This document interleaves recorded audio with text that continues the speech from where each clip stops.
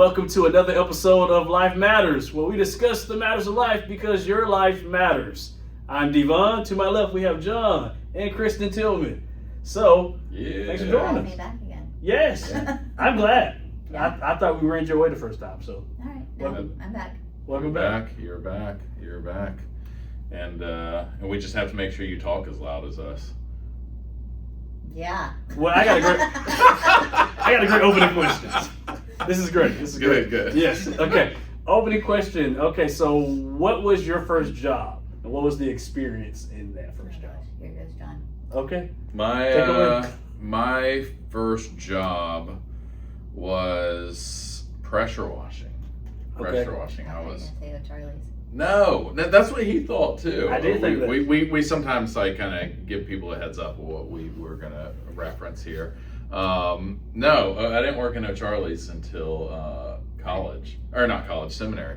My first job was pressure washing. Are they the same? No, I'm playing. And- Keep going. And I worked for a friend of the family. He kind of ran his own pressure washing business. Okay. And when I first started, all I was allowed to do was like pull hoses. I would like set up all the hoses when he was getting ready to clean a house or a business. He had a bunch of contracts, and so I was just like a hose puller. I was like just walk behind him, like making sure getting the hoses in the right spot. That was your It role. was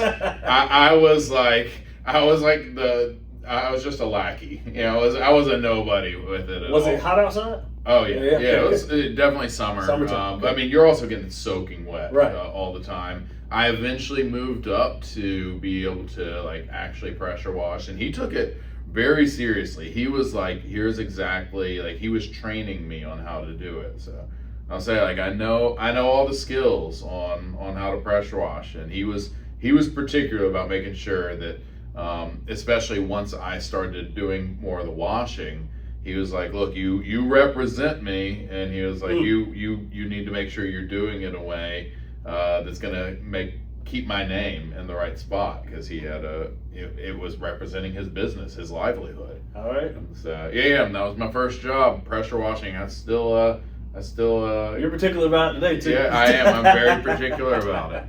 He wrote. I can say he wrote off on you. But, Kristen. but his honey-do list is not any shorter. Man. Just because he listen. did it the first time. Yeah. doesn't mean Listen, that he keeps I'm not doing sure it. that Kristen's getting invited back on the podcast. This is great. Whatever. Kristen, please share your first job experience. My first job, I worked at Ace Hardware. Okay. As a cashier, and I was only there for about a month because I had a couple that came through the line. They were buying like $200 worth of yard stuff. I think it was like right at springtime, so it's like when everybody comes in and Yeah. buys the Get prepped flowers. up. That's right. and Spring shovels. cleaning, right? Yeah. And I was new. I was like 14 or 15, and maybe I was 15. I think 14 would be illegal. Yeah, I'm thinking about it now, man. Anyways, Oh, I was different young. time. Yeah. I was young, and so I rang up everything, and they handed me their credit card. I swiped it, and the little machine said approved, but there was no receipt that came out. So I swiped it again, and I swiped it again, and I swiped it again, and I was like, "There's no receipt," and realized that there was no receipt paper in the machine, and they came back the next day with like a $1,200 charge to their credit card. Wow. They were so mad. Okay. I'd have been mad too. I mean, I'm maxed out. What's happening? Keep going. I didn't understand. I was like, it says approved, but there's no paper. You would think that the machine would have recognized at some point, or I guess this was before like credit card fraud was Maybe, yeah, like absolutely. quick to catch. Yeah, Yeah. All right. Yeah. All right. that's good. And Thanks for sharing. that's why it lasted a month. There you go. Pretty much. Okay. And my first job was at a graveyard. Yes, yeah, graveyard. I was 16 years old. It was in the summertime. I know I did not work graveyard shift. I was gonna say, did you have to work at night? No, 8 a.m. till 12 noon o'clock. Yeah, pretty much noon. So I did that, and I had a supervisor, and it was pretty much maintenance, landscaping, and things like that. I got to dig graves. Graves are not 6 feet, at least the ones in Fitzgerald. Really? my hometown. Yeah, 4.5, about 4 feet. Yeah. So, Really? Yeah. So at least the ones in my city. I thought you were gonna say like deeper. No, that's what I saw. That I was like, wow, like this is not crazy at all. At least that's what I thought. I think we probably just got some graveyard in trouble for like not following I didn't share regulations. names. Not sharing names, but in doing so, working behind the scenes, my first day on the job was Memorial Day weekend. And so I had to put the flags down and everything Okay. on the grave sites and stuff. So Prepped up. yeah. Got a lot of squats in that day. So, Yeah. that was my first job experience. And I knew then I did not want to work outside for the rest of my life. Yeah. Man, that would be something. That would be something. Did somebody have to go out there at nighttime? Oh yeah. Okay. We go out there at nighttime to just make sure that the irrigation system's happening, going Okay. well, functioning. Okay. So yeah, it's a cool time. Cool experience, and who would have thought that that would have got me ready for ministry? I don't know how. That's right. You have worked every spot in the spectrum between like now working with children all the way. Yes. You started off all the way to the grave. Yes. And so there you go. I've never pegged you as having that as your first job. Yeah. No, I don't think a lot of people do. So it's a good fun fact. Yeah, that is a fun fact. Yeah. How'd you get that? It was through the city. Okay. Yeah, through the city. And I was like, well, I want to work. And my mom was like, well, let me look at just the website of the city website. She looked through it and got information about it and was like, all right, well, there you go. Nice. So I was like, okay, great. Nice. Get your work out. Yeah, that's what it was. That's right. Yeah, it keeps me going. That's what it is. All right, John, why are we talking about jobs today? All right, so we are talking about our first jobs because we actually got a question from somebody watching the podcast about finding work-life balance in your career, in your job, in whatever you do, and how to make sure that we give a good effort in our work, yet we don't let it become an idol.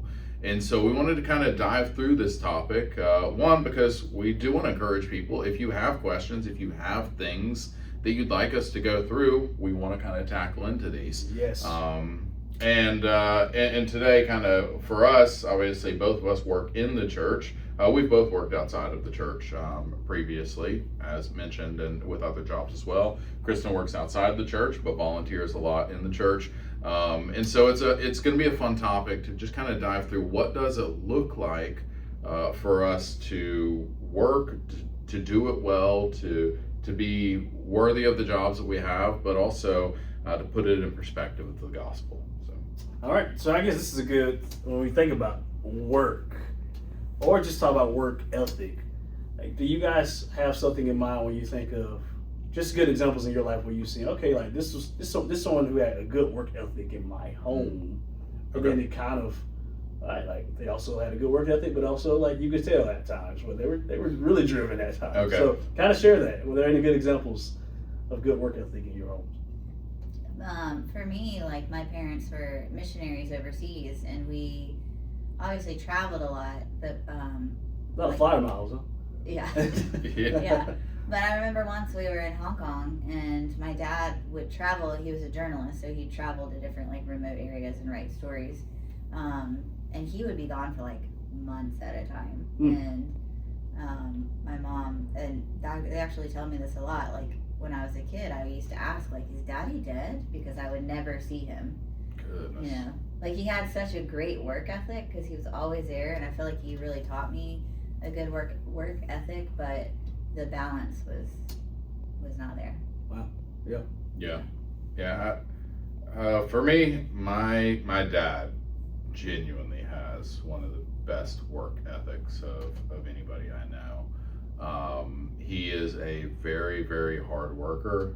He was up before the sun. He was at work. He would work a full day at work.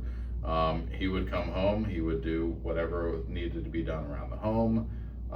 And yet he was also at every, we grew up doing sports and stuff like that. He was at every sporting event that we did. He was at every extracurricular. We didn't miss a Sunday at church growing up. And so, obviously my mom's involved in all of that too. Yeah. But my dad in particular just his work ethic. He still has such a strong work ethic. He retired years ago, and I try to remind him that he doesn't know how to be retired. He still wants to be he's a young working. man. he works, and he tries to give his best at whatever he does. So I did get a really good example of that growing up, and getting to see what it looks like to, I think for the most part, have that balance. There are obviously, with all people, moments that I would say, hey, maybe the perspective on this particular topic could have been balanced out better. Yeah. Okay, so when we get that question and we first hear the word idol, when we hear vocational, hey, like how do you know that work is becoming an idol? We don't want that work to become an idol. When we first hear that word idol, what comes to mind? And what do people mean when they say, man, like they're a workaholic? Yeah. I mean, I think that when we consider the place of work in our lives, we can know it's an idol by, is it exalted inappropriately above where it should be? In particular, is it exalted above God? And so I like to think of life generally kind of having tiers of value and importance. And the way we describe it in our lives is it is first and foremost God. I'll tell my children, like God is above everything. Okay. He is first. Nothing goes above him. Below that is family. And I believe that is our first responsibility. For me, what it looks like in my family is, I'll even tear out my family. My wife is the highest value or the highest seat in my family. And below that are my children. And I think that's for parents, if you want, I know we just did a parenting one, but making sure that children understand that there is a value to have that healthy relationship with each other before it's non-negotiable that to the kids. But then below that, I would actually say the way we describe it is it's the community of believers. Okay, so God, family, and then church. Okay. Yeah. God, family, church, community of believers, and I'm not just talking about the activities that the church does, but what it looks like to be together with other believers, growing in your relationship with God, and doing that together. Below that are all the practicals of life. And I'd say, the job, the career is valuable, it's important. But the question is, does that take over anything that is supposed to be rightfully above it? And I'm almost cautious to say that because I don't want it to be misconstrued. I don't want somebody to watch and say, okay, well, like, John, I've got to work on Sundays to pay the bills. And that might be just a practical reality. I just had a conversation with somebody not long ago. They were like, the only job that I can find right now is going to require me to work on Sundays. And I was like, hey, okay, that might be the only situation. Do that. Make sure you provide. But one, consider keeping your eyes open for something that won't keep you away from the regular gathering together with other believers. So be intentional of looking for something else. Two, prioritize how can we still be plugged in with the community of believers even if Sunday isn't the option.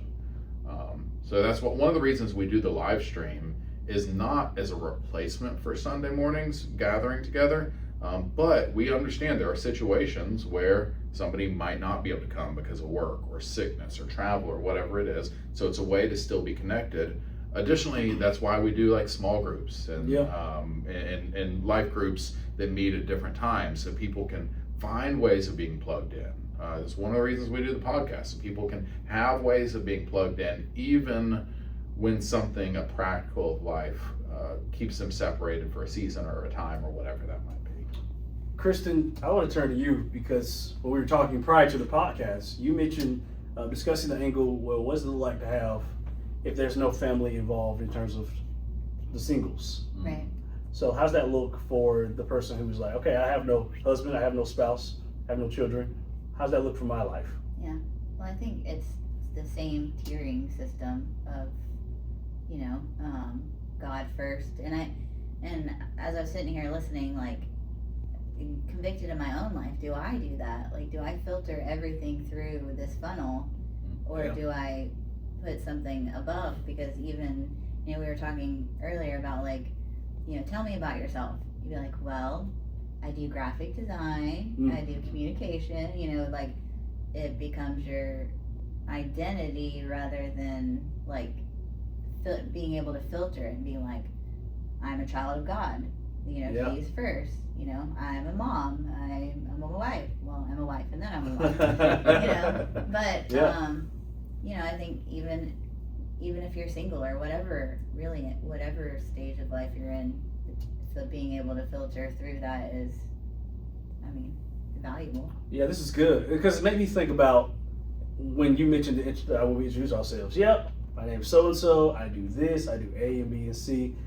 But it makes you think about how vocations and even our families are all places of stewardship, actually. Right. Like, that's something that God has given to us so that we can actually work out our responsibility to God and our love for God through how we minister, how we serve our families. Mm-hmm. So it seems that work is the same priority in that category of how we work with God, right, how we serve Him is through how we even do our vocation. Right, and I think that for a single person, likely there are still some family connections that you have responsibility to. Honor your father or mother. Yep. Whatever that relationship with siblings or may or may not be. But seeking to honor those things. And that doesn't always mean that those relationships are perfect or that they're as time consuming. We're not talking about necessarily the amount of time spent in each of these things. On a practical level, you're going to spend more hours at work than you probably will spend reading the Bible. So it's not like the amount of time. You're going to spend more hours at work than you are in a church service. So we're not talking about time spent. We're talking about the priority of.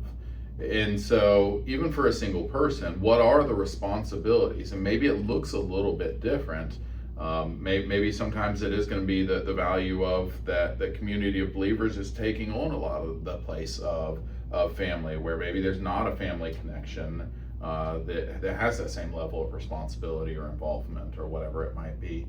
But it's prioritizing those places where God has given you stewardship, the opportunity to be involved in a sense of responsibility within those things. Can I add something to that? Yeah. You said priority. I'll add another thing, quality too. Okay, yeah, that's good. Like when we all made meals for our families, right? Like you can tell when you just put something together, it's the mac and cheese you put in the microwave, it's call it a day. But if you're making something that is 5-star meal, you're gonna take your time on it. And you don't get it all per se, but you're gonna make sure that you spend your time on it, that you're going to make sure that it's served and it looks good, and that you enjoy it. I think even you just mentioned quality time in the church and stuff like that. The quality of time that we get out of it is what we put in. So when we're at church, and I encourage people, like, yes, service starts at 11 o'clock, but if you're gonna show up with a gathering of believers, show up a little earlier. Yeah. Like, be there a little earlier if you can, so that you get the most out of that. You get the quality time out of that. So and just hang out later. Yeah, hang out later, because that's something that we do too. Yeah. I do it a lot. Yeah. I know. You made me think that you must have been at the Tillman's house last night, because I think 2 of our girls did eat microwave mac and cheese. 3 of the 3. Okay, nice. Look, Sunday night. No. That's not a knock. Oftentimes I think when we view, work is an idol, like this consumes me, but then God gets the leftovers. Yeah, and I think that's right, because it's not just doing the things; it's the quality with which we do them. And I think that's going to relate to the way we approach work, and maybe we hit that in a second. But the way we approach our relationship with God, the quality matters. I think of I used to spend a good amount of time exercising, not so much right now, but I used to. And one of the things I realized is you can do the exact same exercise and you can do it right, or you can do it haphazardly. Yeah. You can really focus in on the muscles that are supposed to be developed in it, or you can just kind of accomplish it, check it off the list, and it will show up in the way your body tones or does not tone, with the way your body actually gets what you're hoping to get out of it. And I think that relates to our connection when we talk about the involvement in the community of believers. If coming to church is just, oh, well, I'm supposed to go to church, so I just go, then yeah, I think it's really easy to just go to church and get nothing out of it. You know, I've told people before, like, if you come to church and you're not getting anything about it, the problem's not with God. You know, God is God. And so are we opening up our hearts? I encourage people, like, take time and pray. God, in this time where I'm going to be together with the community of believers, as we're opening up your word together, would you speak to my heart? Like, going in prepared for what God is going to do. In that time, being intentional of, okay, I'm gonna turn off those distractions. I'm not gonna be thinking about the other stuff. I'm gonna focus in on what we're here for, what we're seeking to accomplish together. And so making the quality of those, you know, it's not to say that every Sunday we all just wake up and we're like, woohoo! You know, sometimes we wake up and we're tired. This sounds like work. That's what it sounds like, though, right? Yeah. But like when we really look at, just thinking about the Bible for a second, work was here before the fall of humanity. Genesis 3, That's good. Adam That's and Eve good. sinned against God. God gave them work prior to the fall. And that work was a beautiful work, just working alongside them. So I want to throw it to Kristen here for a second. Kristen, just describe the beauty of when we do steward our work. What does it look like on a practical level? The beauty of how like work can be worship unto God. Yeah. Well, I think even this is kind of going back to the ministry side, but I think it parallels of, like, you know, I've been serving in the church before and been like, man, this is a lot of work, you know? Yeah. And I know even like when we talk about events, sometimes we've said, like, do we do it because we've always done it, or are we going to do it when we're going to do it with excellence, you know? And I think, you know, it goes back to the verse in the Bible. You could probably tell me where it is, but, you know, whatever you do it with what is it? Whatever you do. No, I can't remember. There you go. Hey, you're good. You're good. I'll have to come back to that. But, you know, just remembering, like, whatever you're doing, like, you're doing it for the Lord. Oh, do it for the Lord. There you go. Okay, Yeah. You're in there, Colossians 3. There you go. I know somewhere. I was reaching. Yeah. You got it. You got it.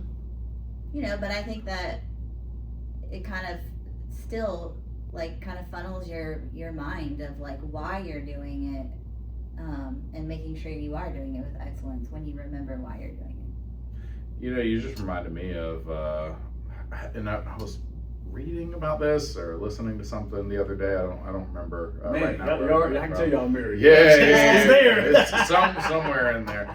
But anyway, Not just me. I was reminded of the artists who worked on the temple. And in the Old Testament is, if you want to get to some spots that are, like, you know, kind of hard to get through at times as you're reading, the spots in the Bible that kind of drag people down sometimes are either some of the laws or the building of the temple. You're right.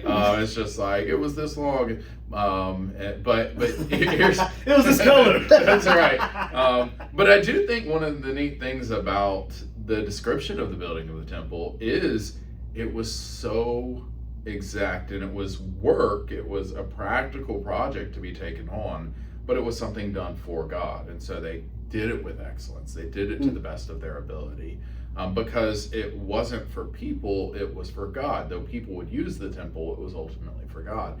And one of the things I loved was they hired these different artists to, like, go in and they would do carvings, and they would choose the very best of the people who could do carvings, or those who did worked with gold and metals, or whatever they worked with, and they would bring in the best people to do these things. But then it says in there, like, that God enabled them to carry out what they were supposed to do. God filled them with His Spirit to be able to carry out the work that they were doing. And I think that while, kind of like you said, it's easier to relate that to our ministry type work, the things that we do in the church, and hopefully every single person does know that like ministry work isn't just limited to the pastors. Come on. In our families, it's available for all. One of our core things as a church, we kind of have five marks of membership for us, and one of them is serving. And we'd say like every person in the church should find ways that they can serve the Lord as we serve together. But even outside of that, what I'm doing, am I being filled by God in a way to do this well? Am I using my vocation? Am I using my career? Am I using my job? Whatever it is, maybe it's just a job. Am I using it in a way to honor God? Am I doing it to the best of my ability so that not the people are honored, but so that God is honored? Because I do think as each person kind of considers their own profession, there are going to be opportunities within your job and your career to share the gospel, maybe directly or maybe a little bit more indirectly, but there are going to be opportunities to represent God in everything you do. Once people know you're a believer, once people know you're a follower of Jesus, everything you do represents what that means. Oh yeah. And so one of the questions is like, am I a hard worker or am I lazy?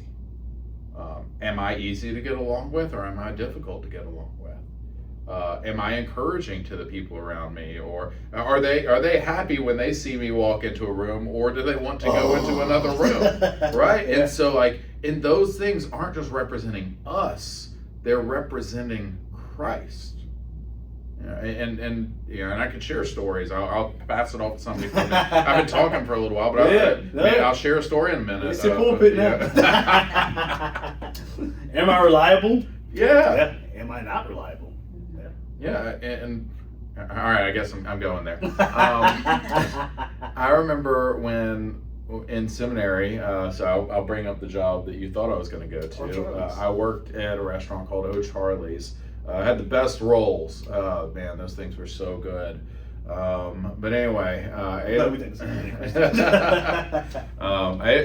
worked at O'Charlie's, and I was in seminary, so people knew kind of what I believed and kind of where I stood. But every once in a while, somebody from seminary would be looking for a job, and they might ask me, like, hey, could you help me get a job there? And so I helped a few friends from seminary get a job there. Look at you, connector. Yeah. Woohoo! Moving up the ladder. And so, but anyway, I helped a few friends get a job. But one of the conversations I had with them when they got there, I was like, look, and this wasn't like tooting my own horn. I was like, look, I work really hard at this job. Not just because I want to be a hard worker, but because I think it represents Christ.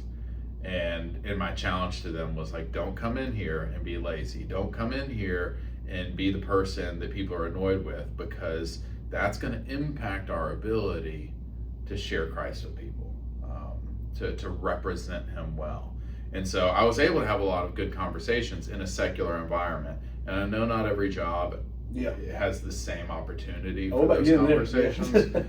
But in that job, I had a lot of opportunity to just blatantly share Christ with my coworkers.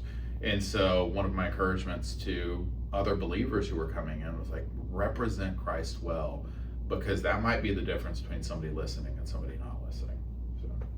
Yeah. Okay, Kristen, I was going to ask this. Just thinking about work in itself. What is it like for somebody, like, if you don't have those direct opportunities for the gospel?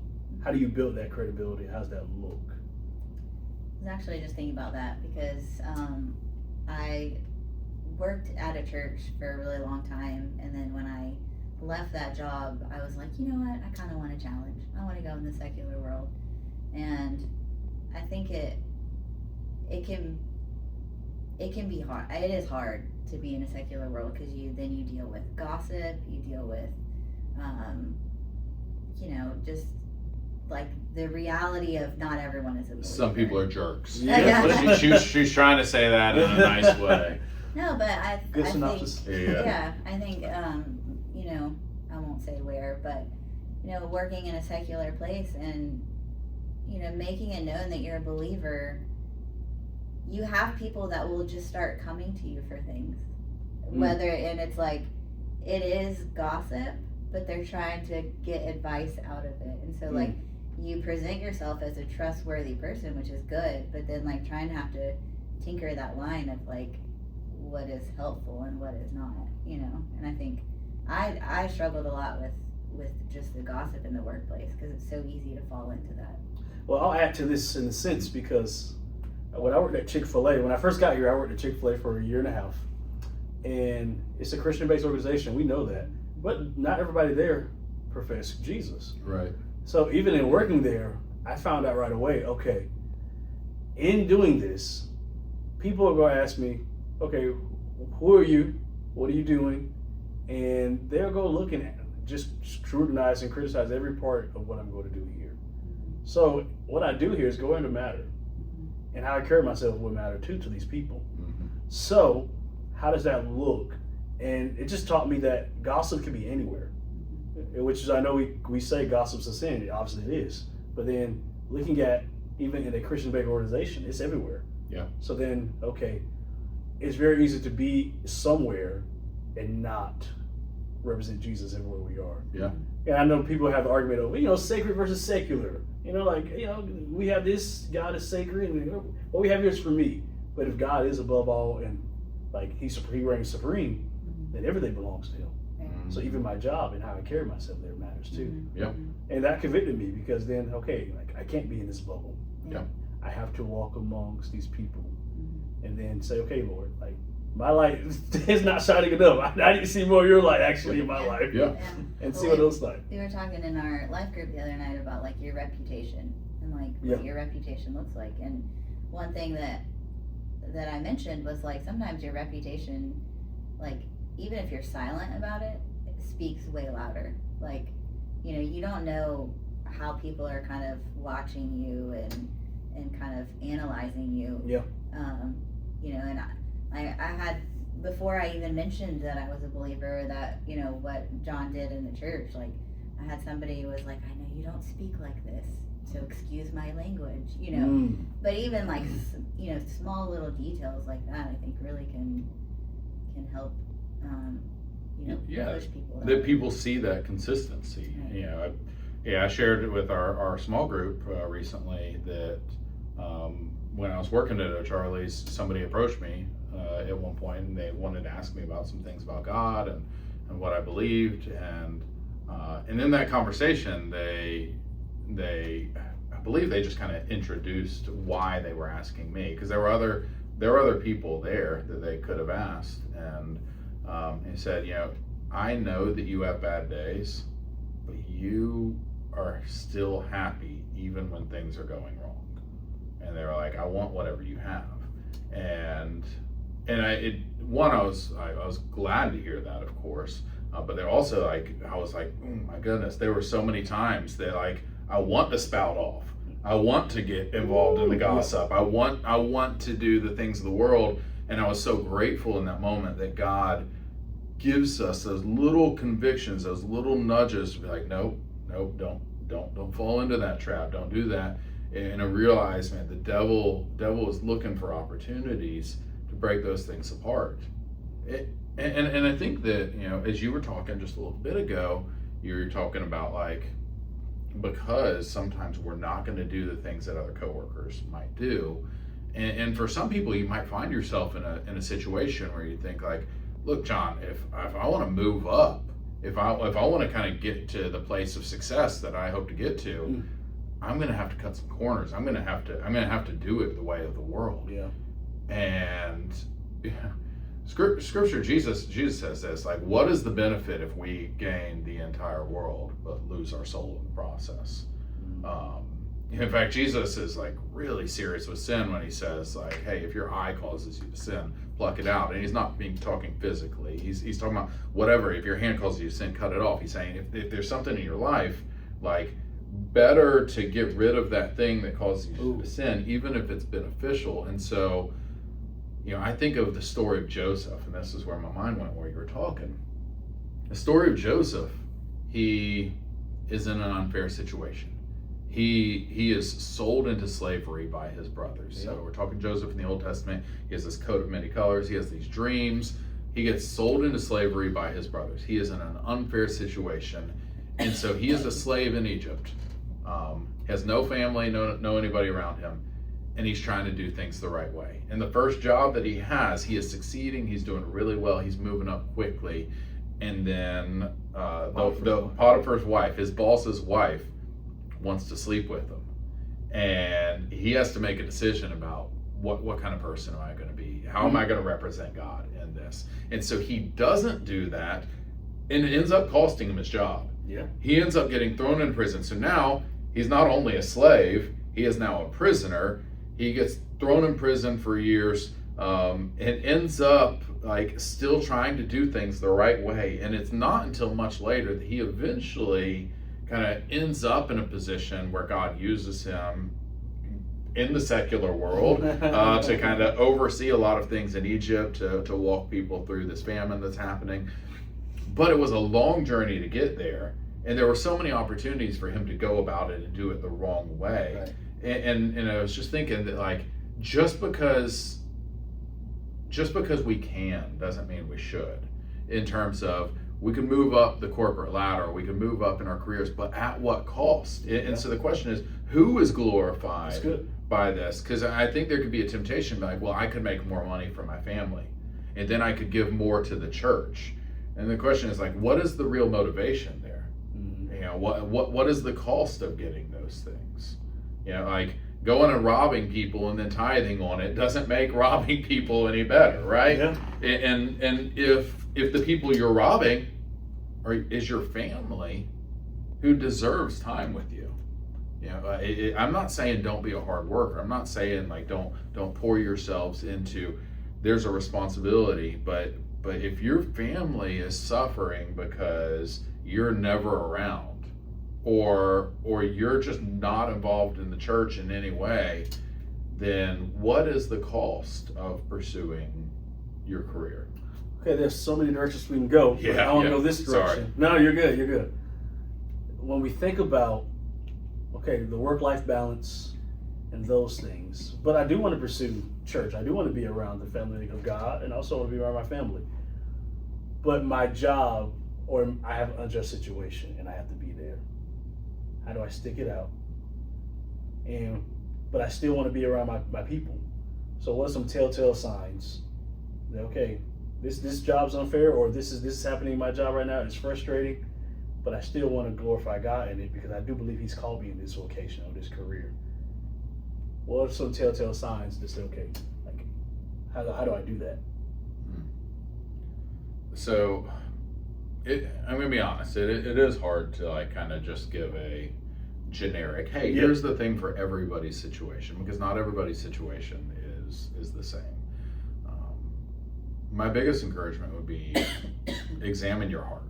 Where is your heart at? Are you spending time with God in a way that you are growing?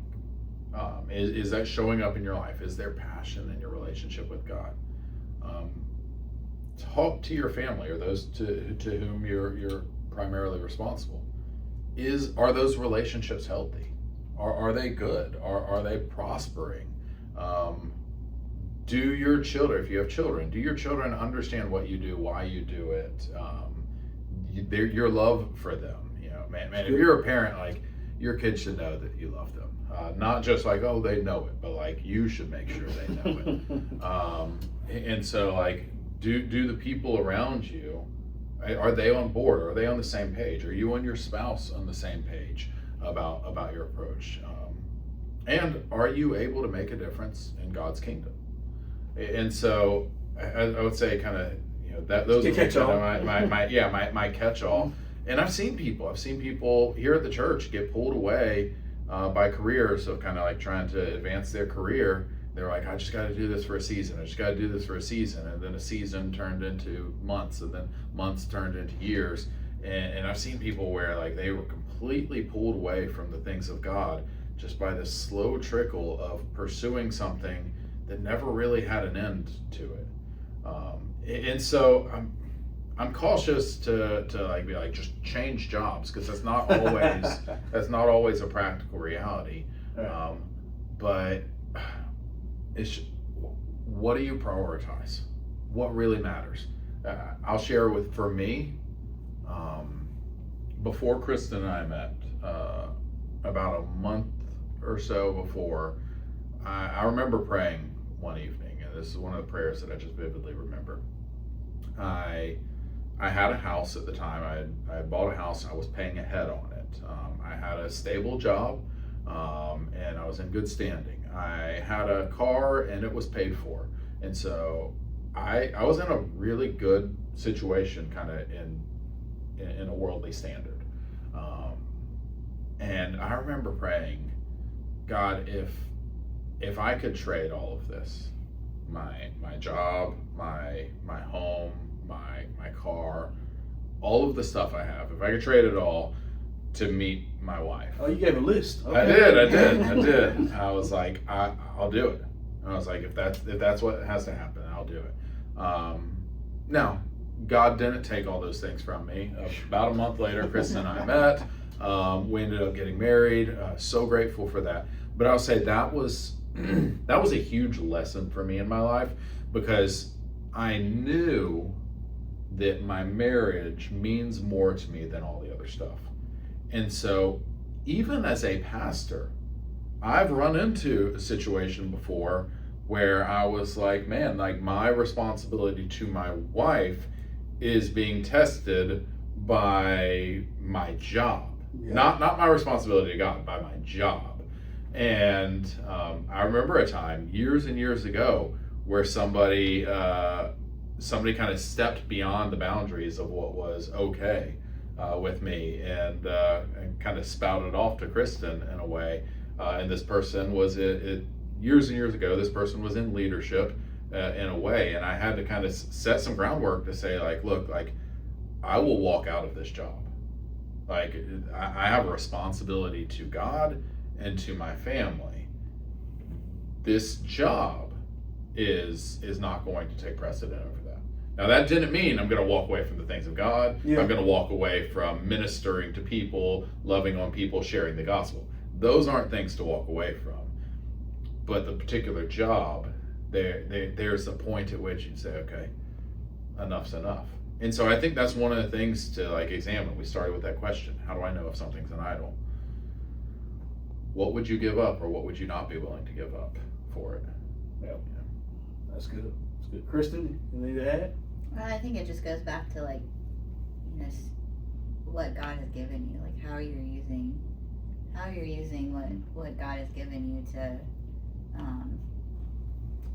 like your work, your family. I know recently, I got let go of a position, and it stung, and it still stings, but it was honestly like the biggest blessing, because my oldest was like, it's okay, mommy, because they were, you were working too much for them. Oh, wow. And I was like, really? Why do you say that? Well, it was only part-time, but like you were working full-time. And so like just to see that through her eyes, I'm like, wow. Oh snap. Like, it like puts me on my place. But like, keeping in mind like the blessings that God gives me, the opportunities that God gives me, like how I'm using those is important. Man, thank you for sharing that. How we use it. Yeah, I just want to mention in there that the verse that you were trying to pull out earlier, Colossians. Colossians 3. Yeah, there we go. 24 is Paul's writing there. He says, there's a lot happening there. Everything you do it for God, not for people. He's writing to people who, we're not going to dive into all this because we just have like a minute more, but he's writing to people who are in unjust or unfair or difficult situations. Yeah. He's writing to people who might hate their job. Yeah. And he's saying, like, even when your boss is a jerk, even when life is unfair, even when you got passed over for promotions or whatever it might be, work for the Lord. And he's not saying like you can't change a career if you have the opportunity to change a career or like get away from a boss or whatever, but work for the Lord. And so whatever we do it for the Lord. And I think that when we can simplify it down to that, am I doing this for God? Yeah.